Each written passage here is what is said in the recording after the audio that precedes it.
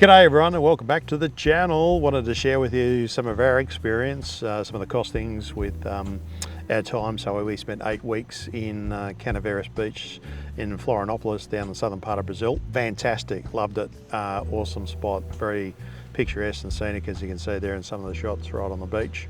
So it was a fantastic stay. But like everything, there's some pros and cons about things, so I want to share some of those with you.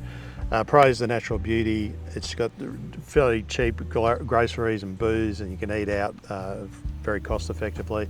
And the people are happy, and they love to have fun, and they know how to party. And just to give you some comparisons here, that's what $75 Australian would buy in groceries in Brazil, so lots of stuff there. In terms of the cons, they're very buffet orientated, so lots of buffets for lunch and dinners and stuff like that. It's pretty much the norm there, so it gets a little tiring after a while. Public transport is not fantastic in certainly where we were. Now it could be different in Rio and Sao Paulo and some of those cities, but just around Florianópolis they've got some buses. They're crowded and relatively expensive, and when you've come from like Argentina, particularly Buenos Aires, we've got exceptional public transport, and you know, the subway and the buses and everything else are getting around. Ubers are good and relatively cheap and available to get around, but it's a very much orientated towards a driving culture and not really a public transport culture. But as you can see there, natural beauty, absolutely, it's there to be seen, both in hinterlands and obviously on the beaches and what have you. One of the other downsides we found, or the cons with this part of Brazil, so this is the southern part of Brazil down towards the Uruguayan border, is littering. You know, and it's something we saw in all of our travels around South America so far, where, you know, littering, people just throw cigarette butts and wrappers and all sorts of stuff. So the beach is, you know, got a lot of stuff lying around on it, unfortunately, and it sort of gets washed out and then washed in by the tide, and if there's any sort of rain, it flushes everything off the streets out to the ocean, which comes back onto the beach. And they don't do any sort of beach grooming or anything like that. So yeah, that's kind of one of the things that lets it down a little bit, but the pros really outweigh the cons considerably. We found it to be you know, fantastic. We really enjoyed our time there. We sort of went, it was the quieter time of the year, so heading into after the summer sort of period into autumn.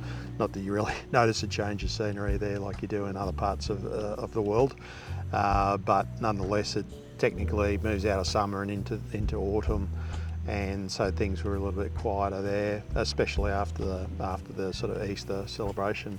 But we really enjoyed our time in Canaveral, absolutely.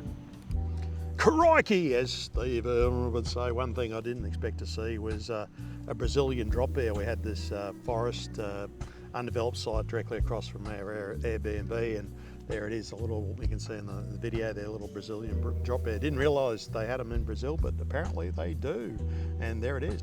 So how much did it cost us to stay in Brazil, in Florianópolis, Brazil, for the 8 weeks we were there? So just under, just around 7,400 Australian dollars.